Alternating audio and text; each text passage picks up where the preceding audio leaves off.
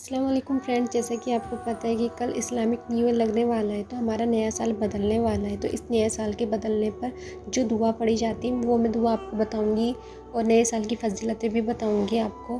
اور میں نے اس ویڈیو کے لاسٹ میں ایک دعا بھی کی ہے نئے سال کے لیے، تو پلیز آپ اس ویڈیو کو آخری تک دیکھیں۔ چلیے اسٹارٹ کرتے ہیں۔ تو فرینڈ، جیسا کہ آپ کو پتہ ہے محرم کی 1 تاریخ سے ہمارا نیا سال لگ جاتا ہے، تو محرم میں پڑھنے کی جو دعا اسلامک نئے سال کے موقع پہ پڑھی جاتی ہے اور مانگی جاتی ہے، جس سے کہ ہمارا نیا سال دین اور سنت کی راہ پر چلے اور ہماری دین اور دنیا بہتر ہو۔ اسلام میں دعا پڑھنا بھی عبادت میں آتا ہے، اور اللہ کو کے بندے بہت ہی زیادہ پسند ہوتے ہیں جو اس کی بارگاہ میں ہاتھ اٹھا کر اس کی بڑائی کرتے ہیں اور دعا مانگتے ہیں۔ یوں تو کسی بھی وقت دعا قبول ہو سکتی ہے، لیکن اسلام میں کئی ایسے مقدس دن اور رات آتی ہیں جس میں دعائیں رد نہیں ہوتی، اور اللہ ان دعاؤں کو قبول کرتا ہی کرتا ہے، جس میں محرم کا مہینہ اور دن شامل ہے۔ آج میں آپ کو محرم میں پڑھنے کی دعا بتاؤں گی تاکہ آپ اس نئے سال کی شروعات اچھے سے کر سکیں اور ڈھیر و ثواب حاصل کر سکیں۔ اسلامک نئے سال کی شروعات محرم کے مہینے سے ہوتی ہے، جیسا کہ میں نے ابھی آپ کو بتایا، یعنی محرم کا مہینہ اسلام کا پہلا مہینہ ہوتا ہے۔ اس مہینے میں محرم منائے جاتے ہیں۔ اسلامک نئے سال کی شروعات محرم کی پہلی تاریخ سے ہو جاتی ہے، لیکن اس مہینے کی سب سے افضل تاریخ 10 محرم کی ہوتی ہے، جس دن روزہ رکھنا سنت رسول ہے۔ آپ اسلامک نئے سال کی دعا 1 محرم کو ضرور پڑھیں اور 10 محرم کو محرم میں پڑھنے کی دعا کو پڑھیں، اور چاہے تو دونوں ہی دعاؤں کو آپ محرم کی 1 اور 10 تاریخ کو بھی پڑھ سکتے ہیں۔ آپ کو یہ جو دعا دکھائی دے رہی ہے، یہ دعا بے حد ہی خاص مقدس ہے۔ جب بھی کوئی نیا سال آتا ہے تو ہمارے نبی صلی اللہ علیہ وسلم اور صحابہ کرام اس دعا کو کثرت سے پڑھا کرتے تھے، کیونکہ اس دعا کو پڑھنے سے اللہ کی معافی، ترقی اور خوشحالی ہو جاتی ہے۔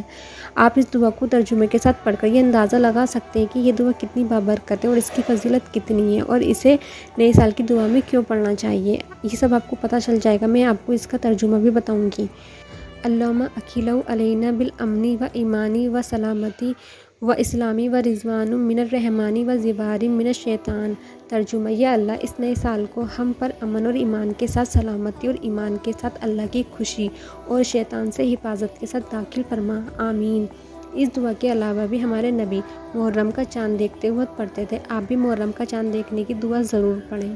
تو فرینڈز، میں نے آپ کو ابھی محرم اور نئے سال کی فضیلتیں بھی بتا دی ہیں، اور محرم میں آپ کو کیا دعا پڑھنی ہے یہ بھی بتا دی ہے۔